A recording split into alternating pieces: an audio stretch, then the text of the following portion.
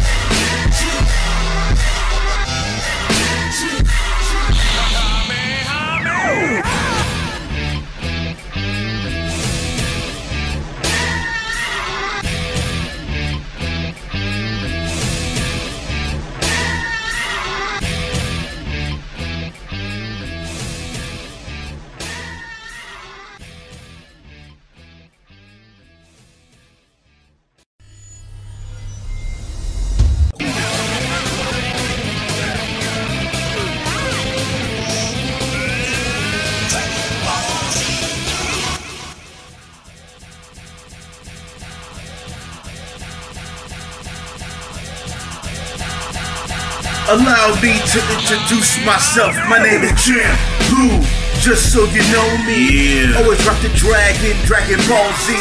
Legendary double SJ Broly. Awestruck like Krillin till Android 18. The official otaku rap guy, Kami. So-called best believe these raps will freeze ya. Killing all you monkeys cold-hearted like Frieza. Now a king no longer prince like Vegeta. Always stay with the hotness like Bulma. Rip away your flesh, we'll fake this, yamcha. The last hope of survival, son Goku. Out of control, change forms like Cell and Majin Buu. Always got the heart to fight big, Chaozu. Raps rearrange your molecular structure. Harness all the skills in the world like Cell. Sorry Gohan, move on, already rock the Dell. Instantly transmit from north to south pole. Always being something special like my boy Piccolo. Always stay hungry for more, you know, Yajirobe. Leave you in red ribbon army. Still the master, just call me Master Roshi. Eat you up raw like a Palasuchi. Way ahead of my time, got it locked. Bar dog, steak, diesel, nothing compare. You fall just onslaught. Energy attracts together like the force of magnets. The way I'm rocking, it's insane. Straight jacket. So much power, one blast, blow up the planets. Best of the best, don't want none of your boys. Cause a disaster leaves craters like asteroids. I said like Goku, you think I'm on steroids. No matter if your time hyperbolic or it's supersonic. Cause you through the atmosphere like a speeding comet. Send this course through your bloodstream, make you vomit. Never die, you kamikaze like a radical Islamic. Change style similar to launch when I sneeze. Stay fresh like Mr. Clean, no need for sensu bees. Like the Z fighters, I lead the ultimate team. Kiss my ring in my presence when you kneel. This is for real, and I got a license to kill. I'm not trying to freak, you know I'm just saying. Pure blooded beast from birth is what I'm displaying. Like Goku with Super Saiyan that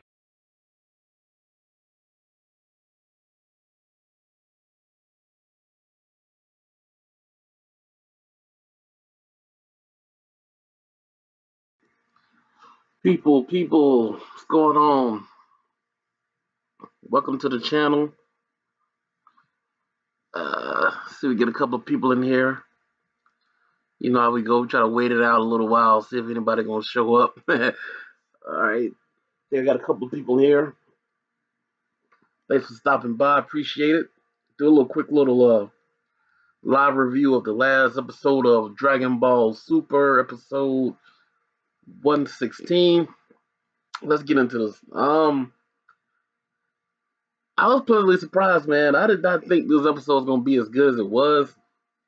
Um, Artwork was pretty good, and the animation was good as well.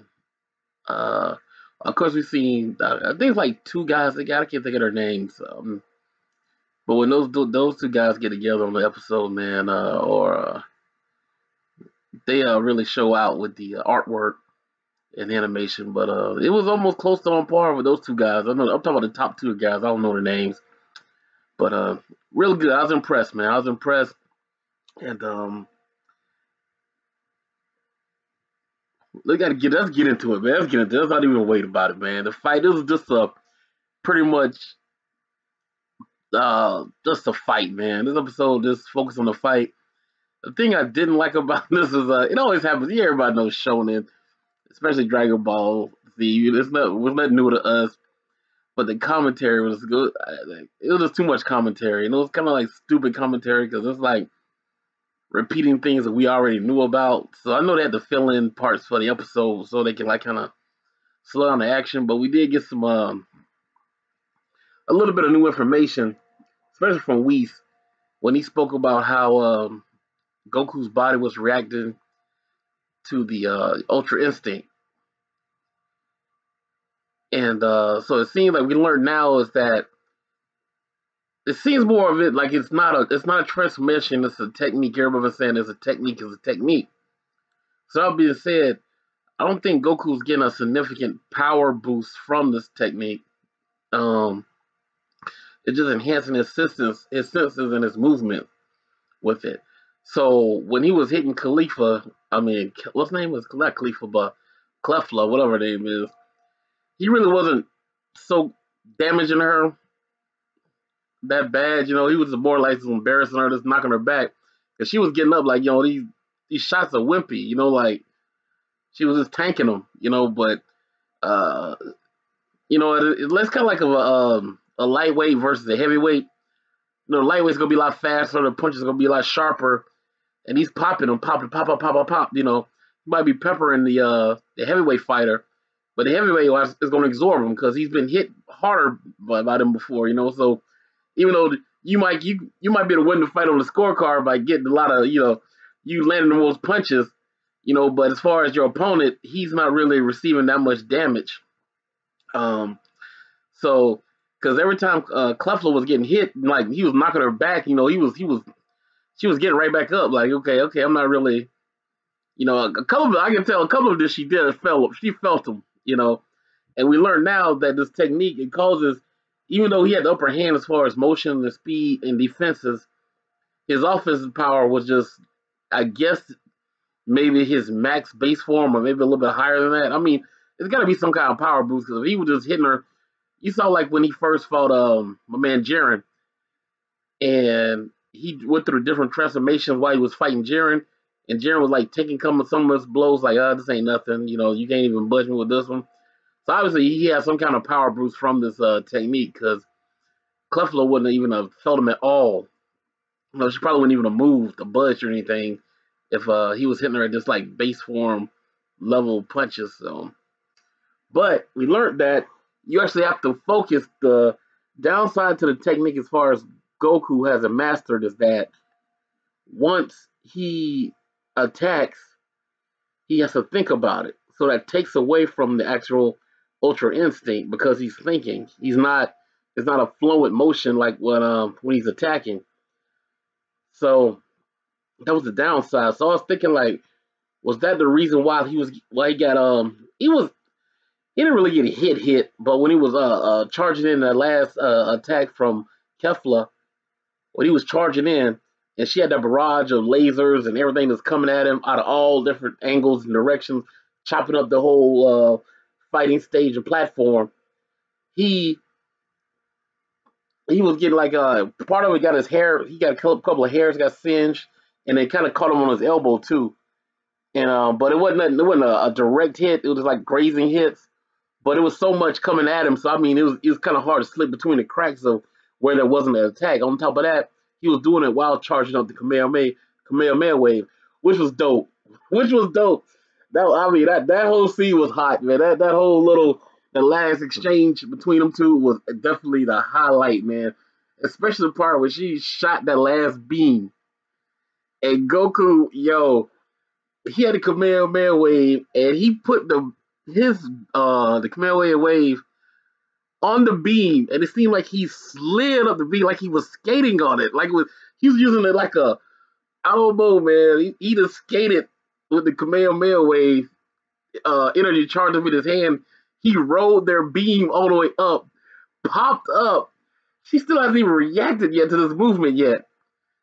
He's on top of her when she finally realized where he's at, and he just Kamehameha waves her point blank range in the face, the whole torso, and she eats all of it. She catches all of it. And I was like, yo, that scene was. If they had that guy that animated, what was episode what was it 10 and 11 or 9 and 10 when Goku first fought Jiren? If that animator would have did that scene, oh my god, it was still hot. It was still hot. Yeah, I got hyped from it. But if he would have did that scene, oh my gosh, man. Yo, that was fly, man. I enjoyed that, man. Um, so she got taken out, man. You look, he grooved. He didn't cut a ditch into the actual stadium and then pushed out to the void, which is crazy. I thought like, damn, man, he pushed her far out. So then, I thought like, well, he might have killed her. Well, the guitar earrings explode on her ear, and she falls back into the stadium. She's out, and Goku body is just trash, man. What's going on, Duff Racer, man? Yeah, he surfed that key blast. But I was seeing that I lost my train of thought, man. I was like, that stadium, man. I don't know how that thing should be crumbling because the way they tearing up. I thought they like maybe should repair it, but we also learned that what's like what 17 more minutes. I think they said they got 17 more minutes in the tournament. So which is cool because this fight used up a lot of time. So it's kind of like I agree with Geekdom. Shout out to Geekdom 101. It was kind of like a mini arc, as far as inside of the arc, with Kefla versus Goku thing. The whole little because they had like maybe 4 or 5 episodes to themselves just based on this battle, but it actually introduced Goku or whatever. This whole the regaining of the Ultra Instinct thing and all that. So it was good, man. We got a more of a better understanding of it, and we see that he has a better understanding of how to use this technique. And it was one weird. It's kind of like some parts of his. They still talking about the heat that's emanating from his body. And on top of that, if you look at part of it, it's like his hand was and his arm was like bulging, kind of like when he uses the Kaioken too much and he get like those horrible muscle cramps all through his body.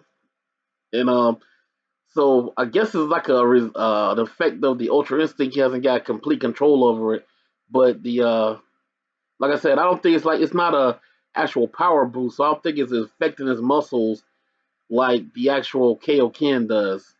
So it's less hard on his body, but he is exhausted after this because he's wiped out. He actually when he falls down to his knee after after the fight, he actually starts holding his chest like over his heart. So I'm like, damn, man, like what's going on? Because Goku's been really pushing it to the limit. I don't believe there's any fight he's ever been pushed this far. I mean, he's been beaten up a lot worse, but as far as using his energy reserves, he's been this is like the second time he's been tapped completely out. He got that left, and then to see him kind of like walking into the you see the explosions going on in the background. He's walking toward him. And I was like, that was hot, man. It seemed like he like a warrior. He's still standing up, man, walking toward the battle. He ain't shying away from it, even though his body's thrashed. But we don't expect nothing less from Goku, man. And another part we got was that Vegeta. A lot of people thought that Vegeta actually knew about the Ultra Instinct. We see that he went back and thought about the training he had from Whisk and what Whisk had told him and Goku. And actually, Whisk had told him that Goku Vegeta that beforehand, and when they were 1-on-1. So it's been repeated over and over again. So it was foreshadowing what we're seeing now. But a lot of people thought that Vegeta might have experienced some form of it before, because I remember one scene he said that he was talking about Rebran, talking about she was so disgusted, his body moved on his own. And we also know that he's been doing a lot of training by himself inside the hyperbolic time chamber. So maybe he experienced some kind of, brief instance when he had Ultra Instinct inside the chamber, and he doesn't know what it was or how to get back into that state, or so. But now in this episode, seemed like it was kind of more so like he didn't experience it, and more like, I don't know. This seemed like he had less knowledge than what we thought he would of the actual Ultra Instinct, and but he's hell bent on mastering it. And if you watch the spoilers, for episode 117, they say something like he's actually gonna try it. So good luck with that. But solid episode, man. Very exciting. Kefla, she went out like a trooper, man. She went out fighting. And one thing I did like about her character was that she didn't shy away. Never did she show fear. She was shocked a couple of times, but like she was never like scared of Goku. Even when she was like up for the challenge each time, like, yo, I'm ready. Like she was, and I like that. Then when she had the last moment when it was like pretty much know that she couldn't touch Goku, she still went out in the blaze, man. She went out with all cylinders, man. She put her foot on the gas when it came to him, man, and she did her thing, man. So it was like I said, pretty good episode. If I had to grade it 1 to 10, I'd give it a 8.5, man. It really was that good. I don't know what more we could ask for. Well, we saw the another thing I thought was funny was when the Supreme Kai of 6 started getting up and shouting and stuff like he was at a sporting event or something, man. That guy got hype all of a sudden because he was very docile at first. And they said that kind of like was maybe his little secret personality that people didn't know about, unless you really got to know the guy. But yeah, so it's coming in. I'm glad this little part comes to end so we can focus more on the other characters inside of the tournament. And yeah, man, Universe 6 is in a lot of trouble. We see the only ones they got left are the two Namekians, and they're definitely not on Goku they're not even on Gohan's level. So yeah, they have no chance in hell of winning because they don't have the numbers or they don't have the firepower to beat any. I don't think. Well, I don't know, man. I don't know who they can beat in the tournament that's left around. So we'll see, man. Then, like I said, they're in a lot of trouble. But that's about it, man. This is Guru. I appreciate everybody that stopped by. If you would and you could, please hit the like button. It helps out the channel a lot. We're on the road to 1,000. That's what we're trying to make 1,000. We're a little bit over 700. We got some ways to go, but we're gonna get there, man. So thanks for the people that stopped by. Maybe they didn't have to say anything. That's cool, man. As long as you stop by. And my man, Death Razor, shout out to you, man. You always showing support and love, man. I appreciate it. And that's the Guru. Y'all be safe and be blessed. And I will holler at y'all later. Peace.